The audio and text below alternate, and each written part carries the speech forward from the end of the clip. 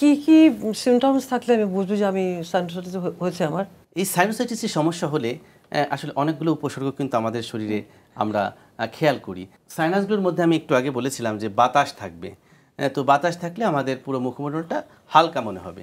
এখন যদি sinusitis develop করে, সেই সাইনোসাইটিসের একটি ফল হচ্ছে আমাদের এই সাইনাসের মধ্যে কিছু রস জমে যাবে বা ইনফ্লামেটরি সিক্রেশনস জমে যাবে, যেগুলোকে আমরা বলি শ্লেষ্মা জমে যাবে। তো যদি বাতাসের পরিবর্তে এখানে কোনো লিকুইড জমে, তাহলে আলটিমেটলি কি আমাদের পুরো মুখমণ্ডলটা ভারী ভারী লাগবে না? হ্যাঁ, তার মানে আমাদের পুরো মাথাটা ভার ভার লাগবে। সাইনোসাইটিসের একটি প্রধান লক্ষণ হচ্ছে মাথা ভার হয়ে যাওয়া, হেভিনেস অফ দ্য হেড।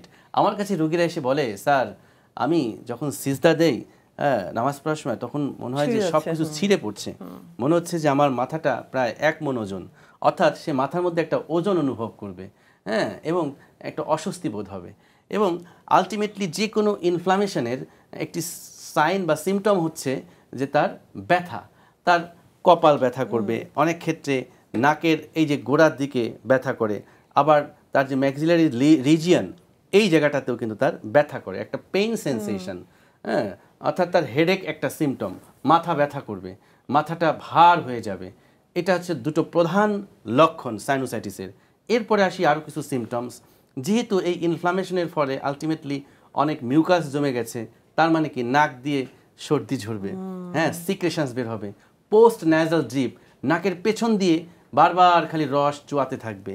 হ্যাঁ, এই জন্য দেখবেন যে অনেকে বলে যে আমার পেছন দিয়ে না কফ আসে, রাত্রেবেলা ঘুমাতেই পারে না, খালি পেছন দিয়ে রস আসতে থাকে, লালার মতন বের হতে থাকে, যেটাকে বলছি আমরা পোস্ট ন্যাজাল ড্রিপ। কারণ ওই মিউকাসগুলো জমে থাকবে, এটা তো আবার বের হবে, তাই না? তো বের হচ্ছে কোথায় দিয়ে? পোস্ট ন্যাজাল, অর্থাৎ নাকের পেছন দিয়ে যখন বের হয়, এটা পেশেন্টের জন্য খুবই বিরক্তিকর একটা ব্যাপার, খুবই খারাপ লাগে। এরপর আমি বলেছিলাম যে এটি ভয়েস রেজোন্যান্স তৈরি করে। দেখবেন ঠান্ডা লাগলে, সাইনোসাইটিস হলে আপনি যখন গান করবেন, দেখবেন যে আপনার সেই প্রপার টোনটা আপনি পাচ্ছেন না, অর্থাৎ আপনার ভয়েসটা পরিবর্তন হয়ে যাবে। হ্যাঁ, এখানে একটা হোয়ার্সনেস অফ ভয়েস আসবে, মনে হবে যে একটা কি বলবো, যে ভয়েসের মধ্যে যে একটা সুন্দর মেলোডি, সেই মেলোডিটা থাকবে না। নাকটা অনেক ক্ষেত্রে বন্ধ হয়ে যেতে পারে। তো এইগুলো মোটামুটি সাইনোসাইটিসের লক্ষণ। অ্যাজমা থাকলে তার সঙ্গে সম্পৃক্ত নিশ্চয়টা ডেফিনেটলি। আরেকটা বিষয় ডক্টর মার্জান আমি এখানে বলে রাখি, যাদের অ্যাজমার প্রবলেম রয়েছে তাদেরও কিন্তু এই সাইনোসাইটিসের সমস্যাটা বেশি হয়ে থাকে।